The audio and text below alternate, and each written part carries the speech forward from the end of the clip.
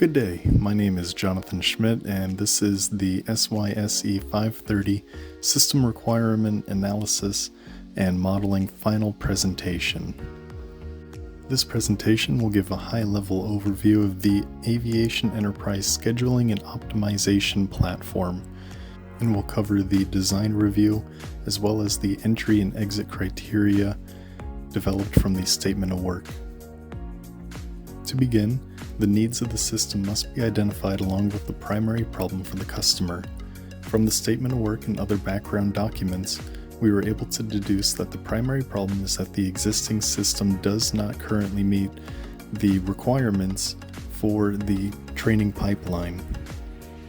As a result, the Joint Artificial Intelligence Center and Department of Defense are working together to identify a new system design dedicated to pilots, instructors, aircraft maintenance, and reducing the time in pipeline for the students. Within the definition for the primary problem in the Statement of Work, we can identify several high-level system needs or features that the customer is looking for.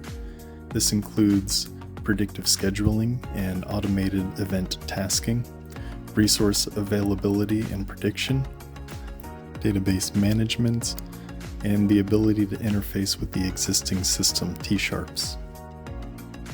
Using these high-level needs and features of the system, we can begin identifying functional, performance, and security requirements for the project.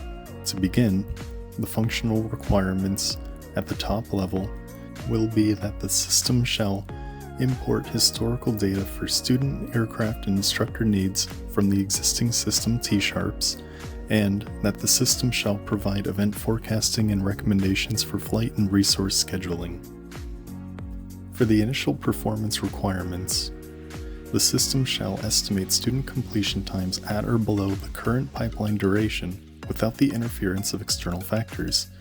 This may include weather, student or pilot sickness, unexpected maintenance of aircraft, or other unforeseen circumstances.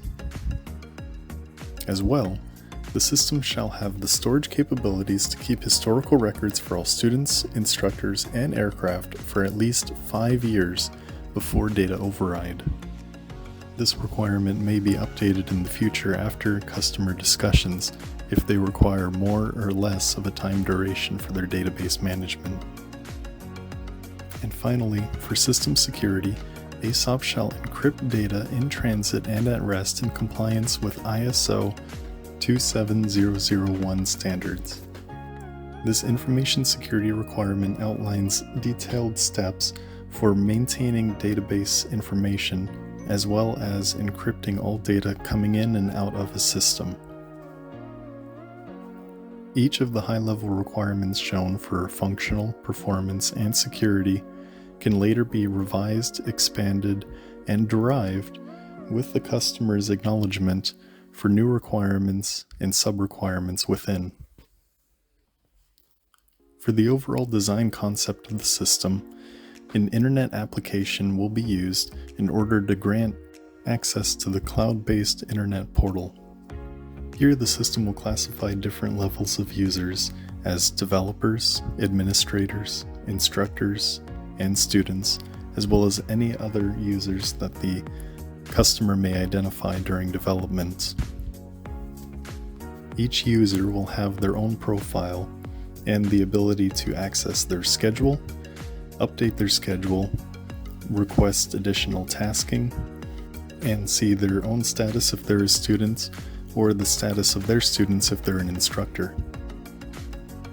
The system will also have logging capabilities for each aircraft to keep track of maintenance records, upcoming maintenance, and aircraft that are currently undergoing maintenance. The system will be able to keep track of each student's progress as they progress through the pipeline and allow instructors to input progress reports, changes, test updates, or any issues with the students.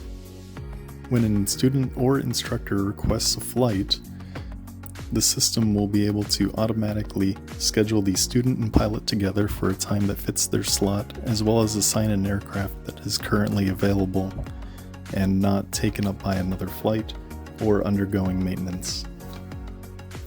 During data initialization, the system will also ingest data from T-sharps in order to keep track of current student and instructor records for seamless integration. For the first system use case, this use case helps validate requirement 1.2 and is shown as both the instructor and student outlines for scheduling a flight and updating their schedule information.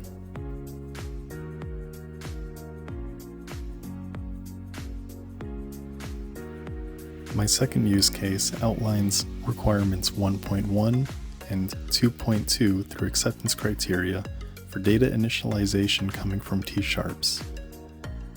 This will help the administrators of the system, the end users of the system, as well as ASOP itself develop student records along with instructors and build a timeline for current student pipelines. The sequence diagram shown on the screen relates to the same requirements 1.1 and 2.2, as well as use case 2s for the end user navigating the system. This shows not only the ability to create loops for logging in and securing credentials, but also how the push and pull will be used between the ASOP interface, the database, and between the database and T-sharp system.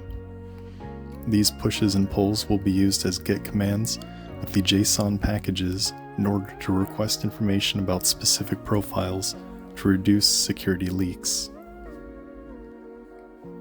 This machine state diagram shows the same case as the sequence diagram, with the addition of the different states that the system will go through when it's performing these push and pull requests.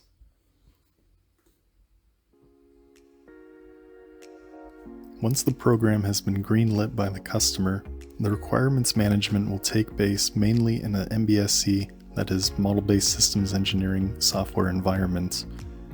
However, the day-to-day activities by the developers will be performed by an Agile Scrum technique.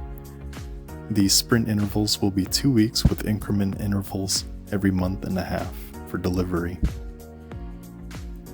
When deciding on what model to use for this system, the V model was ultimately decided over the spiral model, even though this is a software application, because this project is replacing an existing system already in work, and that individual features will need to be showcased to the customer, although they will not be released until production. For progress and requirement tracking, the configuration management team, as well as the developers, will log their data inside of a MBSE tool, such as Doors or Cameo. These tools will be used to capture any entry criteria, requirement updates, and exit criteria during verification and validation. Verification and validation will occur in multiple phases during the project, including before development, during development, and after development. An internal INT team will develop test cases as entry criteria of what each of the features outlined by the requirements will look like and how to validate them. Once development is underway and features are accessible, acceptance criteria tests will be written from these test cases and used to develop larger acceptance criteria test cases that can validate multiple requirements during one test procedure.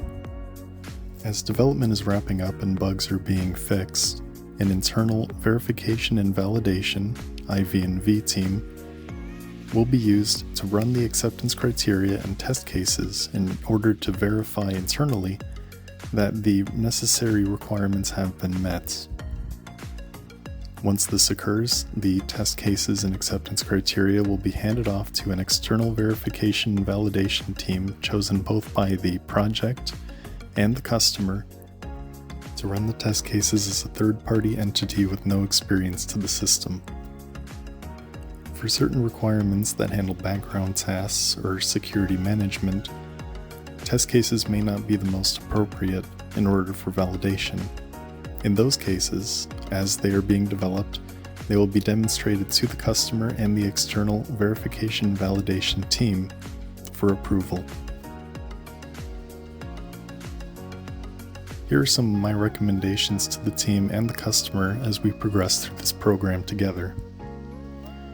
Early and frequent communication between both the internal teams and the customer are going to be crucial to understanding requirements and communicating issues, bugs, or dilemmas.